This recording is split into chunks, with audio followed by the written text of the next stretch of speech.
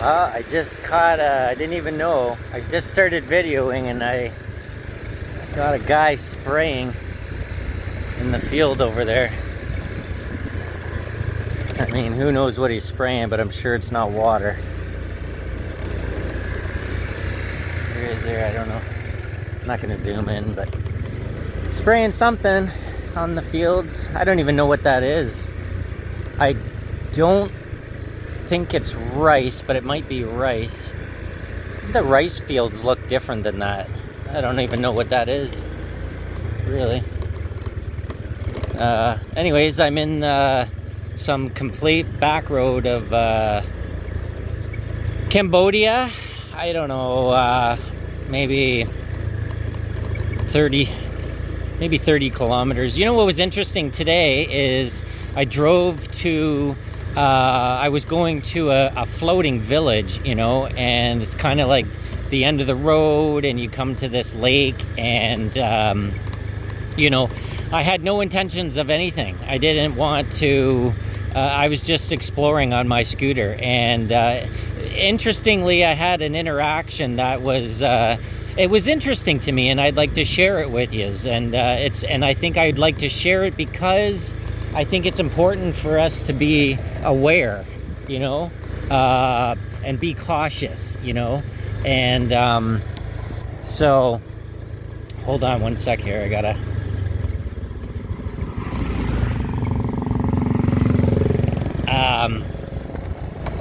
So I'm about maybe 5 kilometers from the village at the end of this road, and I get passed by a Cambodian man on a scooter or a motorbike, or well, it was a scooter, an old one. But anyways, he says, boat, and I said, no, you know, I'm just exploring, and he said, where you go? I said, he said, village, and I said, yes, village.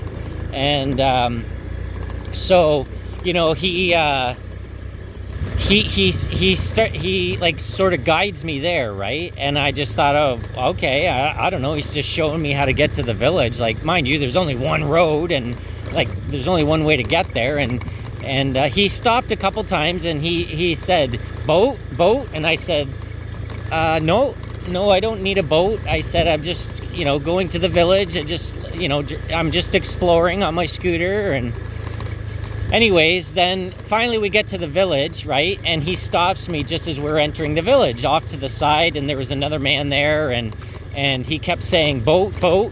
And I said, no. And then I just kept driving.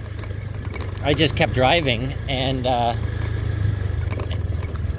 I just kept driving, and he all of a sudden he was following me, and then he kind of raced up beside me, and he kind of stopped me, and he was like, boat? And then I was thinking, I'm like, oh well, I guess I could just ask, like, how much, right, to go for a boat ride. I mean, I don't even know where he's taking me, but you know, well, he was naming places. He was like, oh, you can go to this village, and you can go to this village, and but you know, obviously his English wasn't very good, and so I wasn't fully understanding, but he kept saying boat. So I said, okay, well, how much, you know? And he said $25, right? And so then I did the math in my head, and that's like 80,000 real, which is the dollars here in Cambodia. I know that sounds like a lot, but it's literally only 25 American dollars. But for me, that's, you know, maybe $35 Canadian kind of thing. And that's actually a lot. That's actually a lot for here. I mean, I guess it depends on how far he's taking me, but that is kind of a lot, actually. That's a lot of money for them.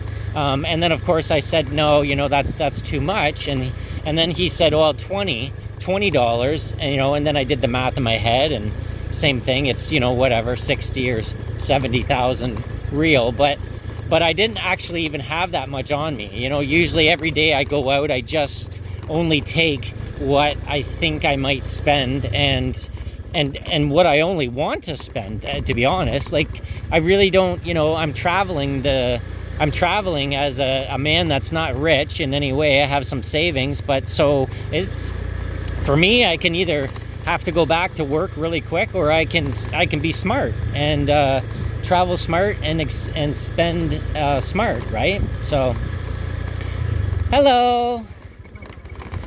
I can be very cautious with my money, and I don't go to the tourist attractions. I don't buy all these things. I just am happy to be in another country and experience, like, I mean, look at where I am right now, guys. I'm literally, I mean, I mean, nowhere is the middle of nowhere. That I don't know. I don't even understand that phrase sometimes, the middle of nowhere, because you're always somewhere. But but anyways, I'm somewhere. But really, I'm pretty like crazy remote. I mean, I'm far from any villages. I'm far from any towns. I'm kind of in the middle of some farm fields and like in the very much back country here in Cambodia. And but this is what my passion is, and I'm already spending money on accommodation. I'm spending money on a scooter. I have this scooter. It's an awesome scooter. It holds my phone.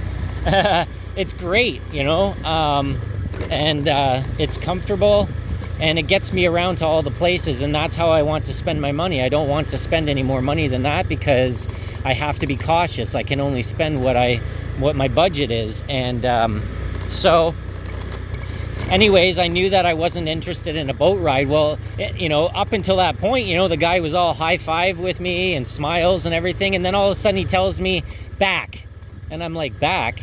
And I kind of went to go, and he's yelling at me, and I could see it in his face. That's the thing. I didn't understand, the language that much, but I understood he completely changed his demeanor and was angry, like he was upset and telling me to leave. And I understood that, and I knew enough to just leave. I don't need to. I have to. You got to be smart and recognize that. Hello. You got to recognize when you're not wanted, right? And I don't need to be. I'm in an area that's not necessarily unsafe, but simple little thing like that. I got to recognize that it's just a smart move on my part to just turn around and go back. I mean, and believe that there's a new adventure somewhere else down the road. Where I'm supposed to go, and that's the beautiful thing about when you get to that place within you that you believe, you put a lot of trust in the guidance, and even when excuse me, sorry about that. Wow, I feel better though. But when you put the trust and the guidance of even the roadblocks, like even when you get somewhere and it's saying nope, you must turn around and go back, then you still have to believe and trust that it's for a reason, right? And because there's something greater for you somewhere else, and there's another path, and it's really just a redirection. So it's actually kind of cool, because instead of viewing it as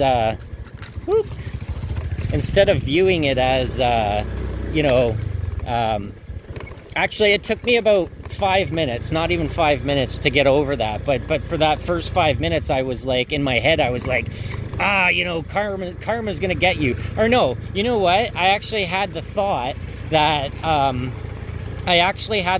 of saying to him that, this is the sort of thing that could, like, I was gonna write it in my Google Translate and say, like, by you not even allowing me to enjoy this beautiful area and village, and you making it about money, and now you're turning me away. Like, I mean, nowadays with the internet, and I could just go turn around and write a review on this area or this village and tell my experience, and many more people would read that.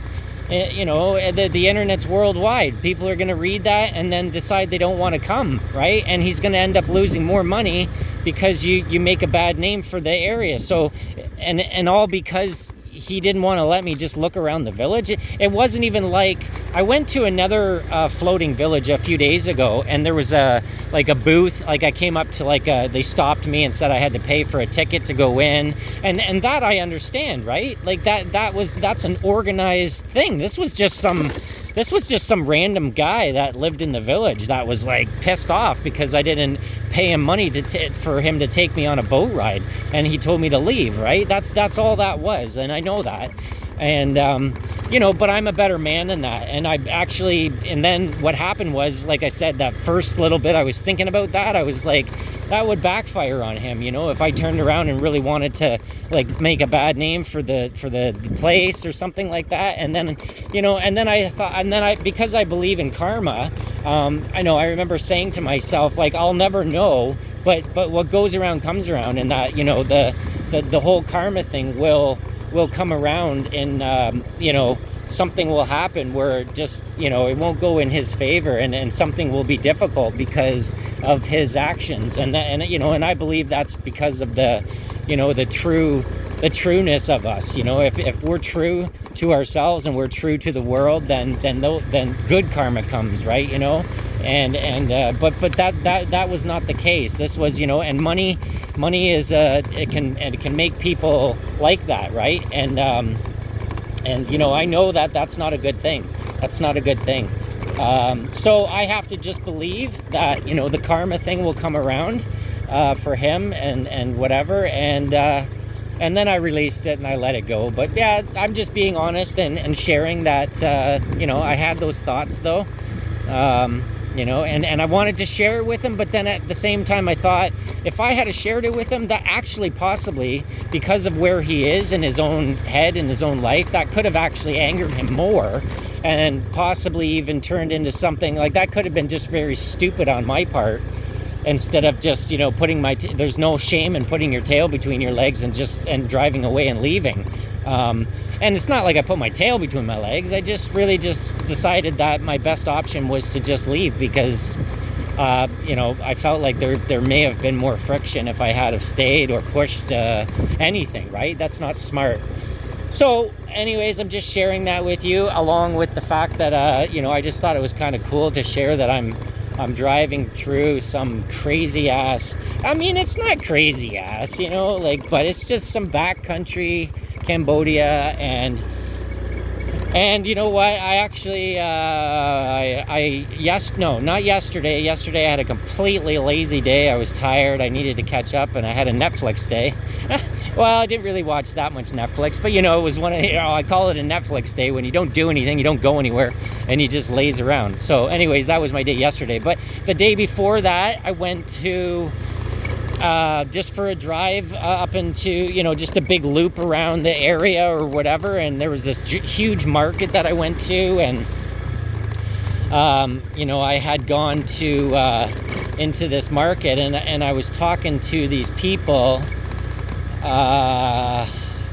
Shit. I completely lost my train of thought.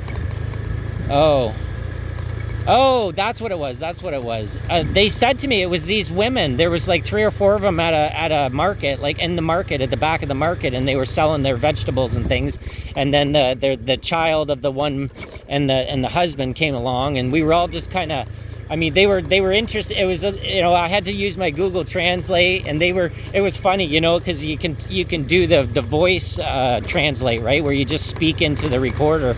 So I was doing that, and they were doing that, and it was interesting. They were okay with it because they were happy to be talking to me, right? But they had questions, and so that's what I wanted to say was, one of their questions they said to me, because they asked me about my journey and my travels and what I was doing, and I was sharing with them, and then one of them asked me, "Aren't you afraid?"